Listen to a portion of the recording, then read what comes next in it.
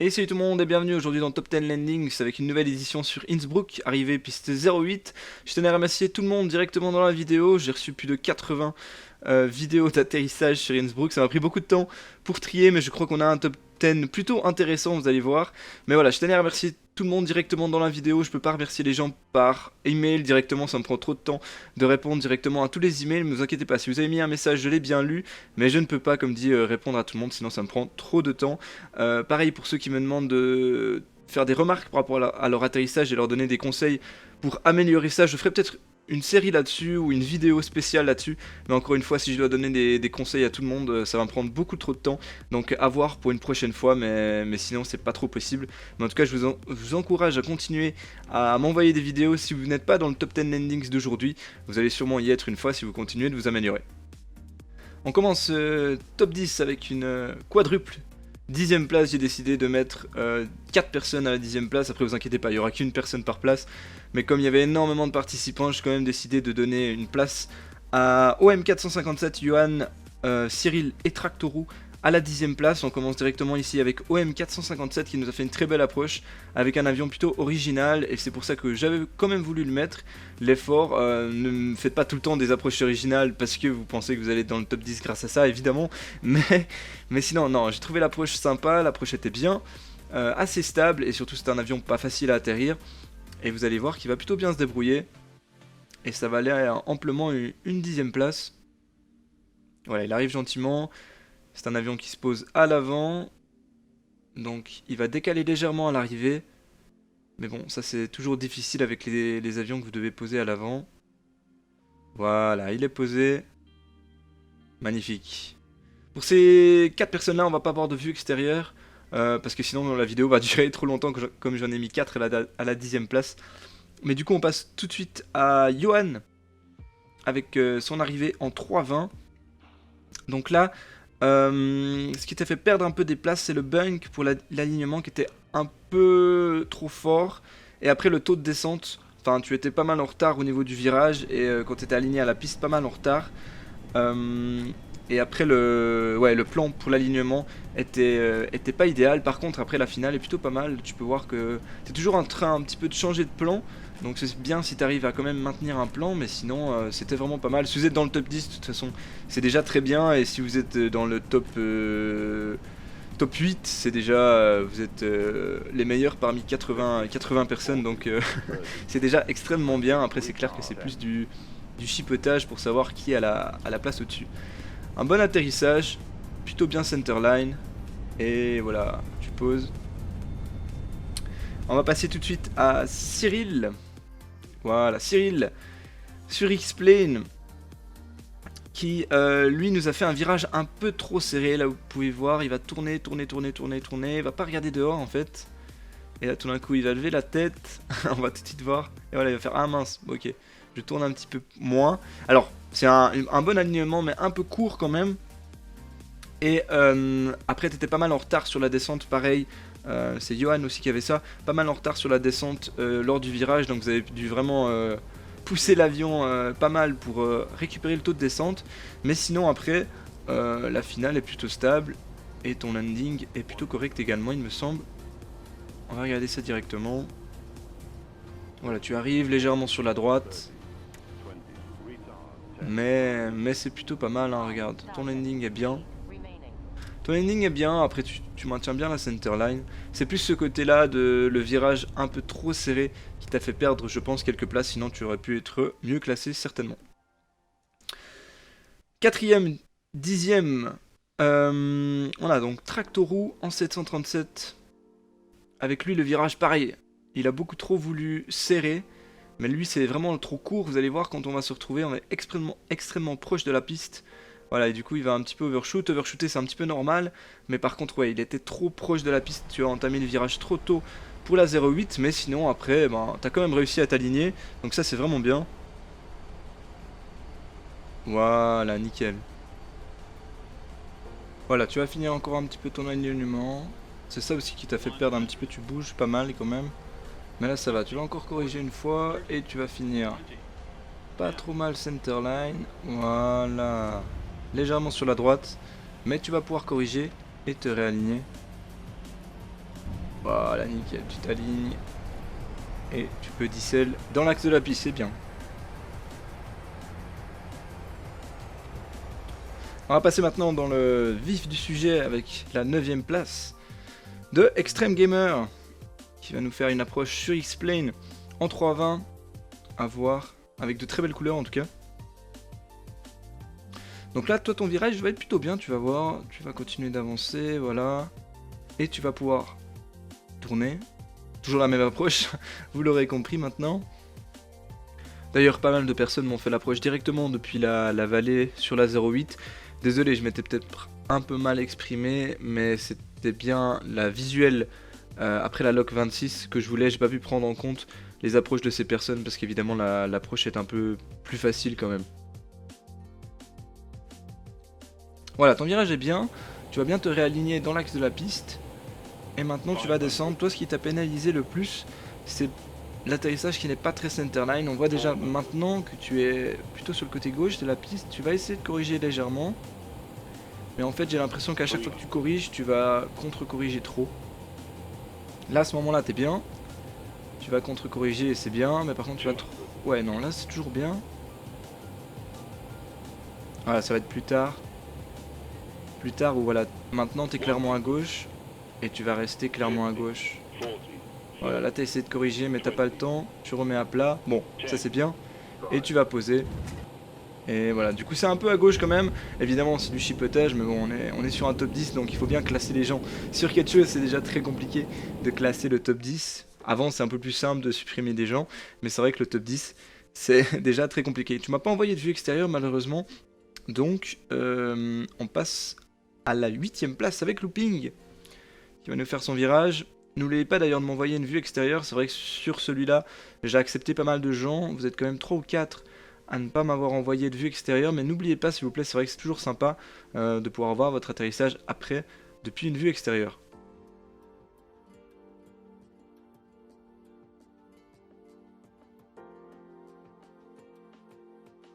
Et Looping t'aurait très clairement plu être plus haut dans le classement, où j'étais un petit peu puni, on va dire. C'est à cause de ton flair à l'atterrissage un peu trop prononcé. Enfin, on voit mieux avec la vue extérieure, tu vas baisser, remonter le nez. Et du coup, voilà, j'étais un peu puni pour ça, mais évidemment, ça reste un excellent atterrissage. Mais encore une fois, il faut bien vous classer par rapport à quelque chose. T'es pas trop mal centerline, là t'es bien centerline, maintenant tu vas poser. On est quand même légèrement à droite. Voilà, tu poses, nickel. Et tu vas decel. Voilà, nickel.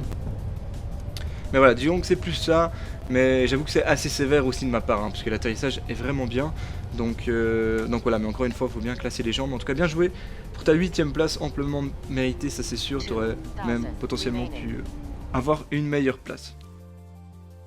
On voit maintenant la vue extérieure, où on voit mieux un petit peu ce que je veux dire. Voilà, tu vas pencher le nez en avant et tu vas venir poser. Alors, c'est très bien, parce que sinon tu allais flair trop longtemps. Mais c'est ce qui t'a valu la 8ème place. Avec un beau 320 de chez Austrian. Magnifique.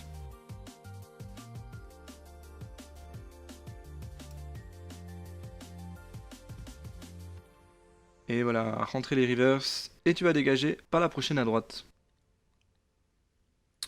On passe à la 7ème place avec Lewis en 737, toujours sur X-Plane. Alors tu nous fais un petit zoom, voilà, tu vas tourner. Là, ce qui va te faire perdre pas mal de place, c'est ce que tu viens de faire. Maintenant, tu vas enlever l'autopilote trop tard, avant le virage. Et du coup, tu vas pas descendre avant le virage parce que tu es encore en autopilote. Et du coup, là, maintenant, ça va être la course. Ça va être la course. Le virage est pas trop mal. Par contre, là, ça va être la course, la course, la course pendant très longtemps pour aller rechercher un plan. Et c'est ce qui t'a valu la 7ème place. C'est vraiment ce fait d'aller chercher tout le temps le plan jusqu'à maintenant, où on repasse d'ailleurs en vitesse normale. Maintenant t'es bien, t'es sur un bon plan, t'es plutôt stable, t'es un petit peu à droite, mais tu vas corriger ça. Et après tu vas faire un bon toucher. Donc clairement t'aurais pu, comme beaucoup, être mieux classé. Mais c'est le fait que tu aies enlevé l'autopilote, je pense, trop tard. Du coup tu as maintenu l'attitude trop tard. Ouais, la même attitude trop longtemps. Et du coup après quand tu as désactivé, tu as dû tourner, descendre. Et là après ça a été un petit peu la course, donc c'est ce qui t'a valu la 7ème place. Voilà, finale sur la 08. Quelques petites corrections. Et voilà. Tu vas arriver avec un très bon toucher. Voilà, nickel. Bien center line. Très clairement, sans le fait que tu sois arrivé un peu haut sur le plan, tu aurais pu très clairement avoir une bien meilleure place.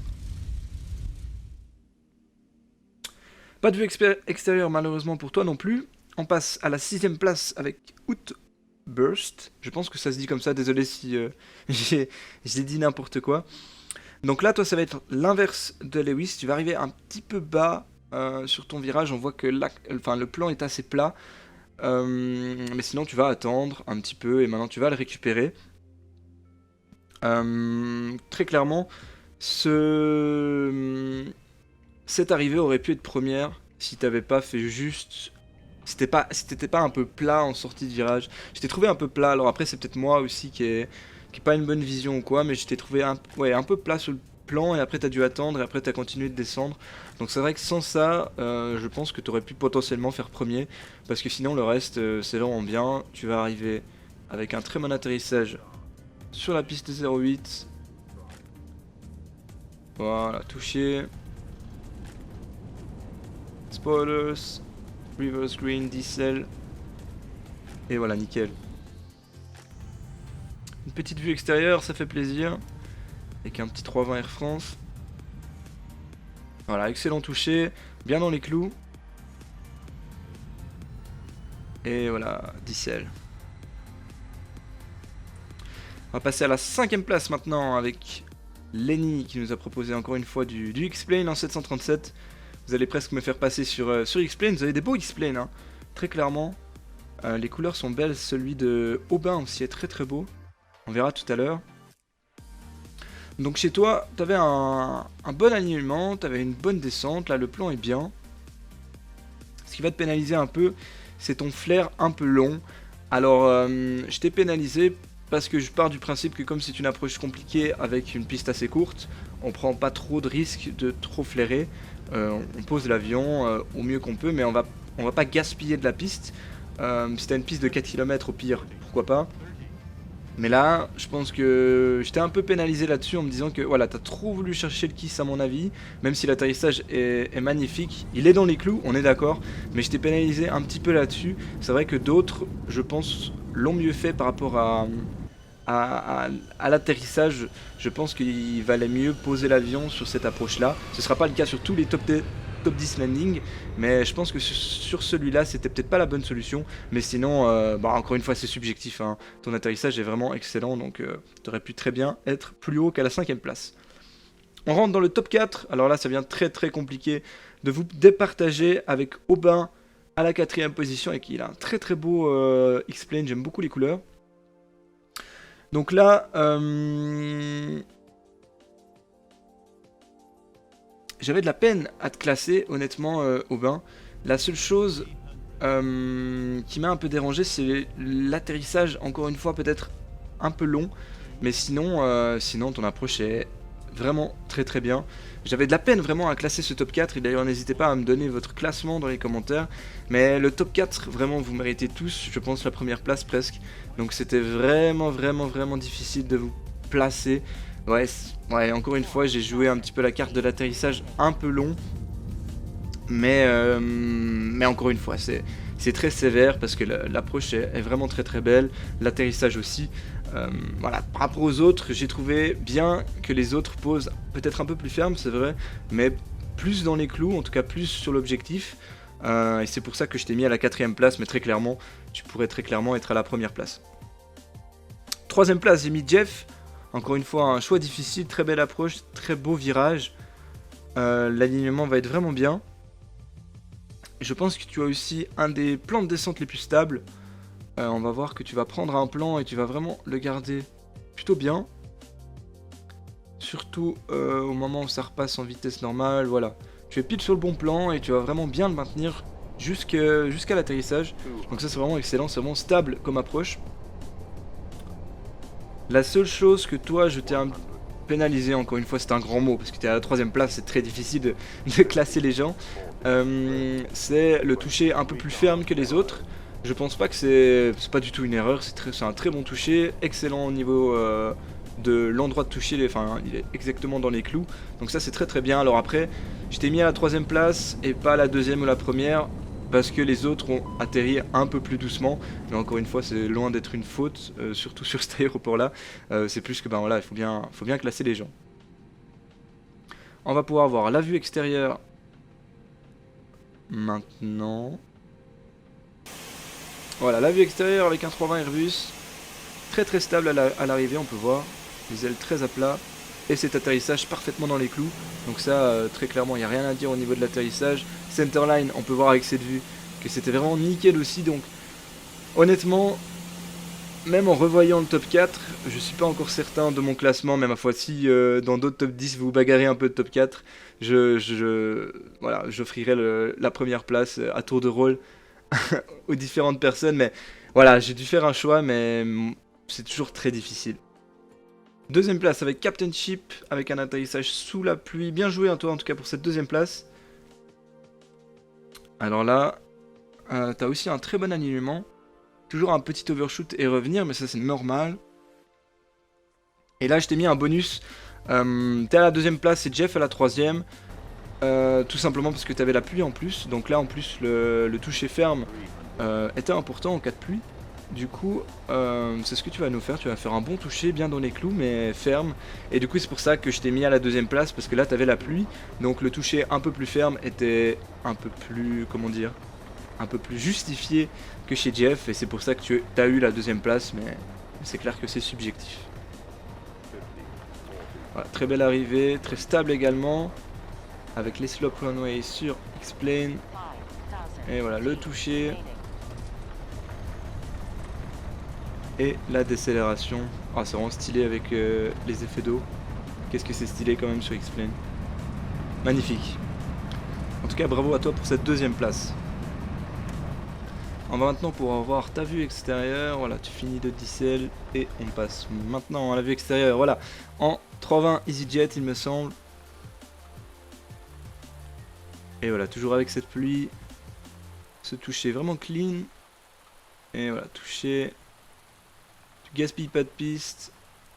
Mettre full reverse. Et voilà, nickel.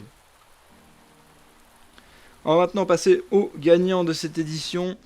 J'ai beaucoup hésité et j'hésite encore à qui faire gagner, mais bon. Sur cette édition, j'ai fait gagner Joe, qui nous fait une approche en FS Labs sur Prépare 3D. Malheureusement, il a les bâtiments noirs, mais c'est un bug que je connais aussi. De temps en temps sur les scènes, je sais pas trop pourquoi. Mais enfin bref, ça n'a rien à voir avec ce qu'on veut maintenant. La sortie de virage est vraiment bonne. Là, tu arrives, tac, tu peux t'aligner rapidement. L'overshoot, c'est normal, donc ça, c'est pas à juger là-dessus. Après, le plan de descente, il est bien. Alors, après, vous me direz, il y a 3 rouges, une blanche, mais il va toujours maintenir ce 3 rouges, une blanche. Donc, il est stable sur sa descente. C'est un plan, hein. C'est peut-être pas le plan optimal, mais on peut pas l'évaluer là-dessus. Le plan, il le garde. Ce serait beaucoup moins bien si il allait tout le temps chercher la 2ème, il revenait en bas, il remonte, il redescend. Là, il garde bien son plan, il le perd pas, il est jamais trop bas. Donc ça, c'est vraiment bien. Et après, au niveau de l'atterrissage, c'est vraiment propre. Voilà, atterrissage, decel, il n'y a vraiment aucun problème. En tout cas, bravo à toi pour cette première place. Encore une fois, je pense que le top 4 pourrait être premier, mais il a bien fallu choisir quelqu'un pour cette édition sur Innsbruck. Et voilà, l'arrivée avec EasyJet de nouveau, sans toucher. Et voilà, nickel. Bravo Joe en tout cas pour cette première place. Et merci à tous d'avoir participé encore une fois. Désolé de ne pas pouvoir répondre à tous vos messages quand vous m'envoyez les vidéos. C'est vrai que des fois je me sens limite mal de ne pas pouvoir y répondre, mais c'est vrai que ça prend vraiment beaucoup de temps. Le montage des top 10 me prend aussi énormément de temps de trier et tout. Donc voilà, je m'excuse encore une fois, mais n'hésitez pas à me poser des questions encore une fois si jamais j'ai pas pu répondre via les réseaux sociaux sur Discord, Instagram ou Twitter ou que sais-je. Mais j'essaie en tout cas de répondre au maximum, sauf sur Facebook. Sachez que les MP sur Facebook, je ne réponds pas parce que c'est vraiment pas pratique. Donc voilà, partout, sauf Facebook en tout cas. Pour le prochain top 10 atterrissage, on va partir sur Calvi. On a fait cette approche il n'y a pas longtemps en live. Vous l'avez peut-être déjà fait aussi si vous avez fait le tour qui est disponible sur mon Discord. Mais voilà, j'avais quand même envie de faire un top 10 atterrissage sur Calvi. C'est une approche intéressante. Piste 36 donc, ne vous trompez pas de piste. Piste 36 sur LFKC Calvi. Et puis voilà, vous avez jusqu'au lundi 4 mai 20h pour m'envoyer vos atterrissages. Et puis voilà, j'ai déjà hâte de faire le prochain top 10 atterrissage. Au niveau des dates de sortie, c'est quand j'ai le temps de traiter les vidéos et de monter la vidéo. Donc c'est pas parce que là c'était mercredi qu'ils vont sortir tout le temps le mercredi. On verra bien quand la vidéo sera prête tout simplement. Et puis voilà, encore une fois, j'aimerais dire, quand vous m'envoyez les vidéos, n'oubliez pas de m'envoyer aussi des vidéos extérieures. Enfin des vues extérieures, de ne pas faire de montage à l'avance. Vous m'envoyez toutes les vidéos avec les rushs normaux, pas de montage s'il vous plaît, comme ça moi je peux faire le montage. Et puis voilà, c'est tout. À part encore une chose, il faut m'envoyer les vidéos soit sur YouTube, soit via WeTransfer, sinon ça devient compliqué à traiter. Et voilà, j'espère que ce top 10 vous aura plu. N'hésitez pas à le partager, à liker, à laisser un commentaire, tout ce que vous voulez, si ça vous a plu en tout cas. Et moi je vous dis à très bientôt. Allez, bye bye.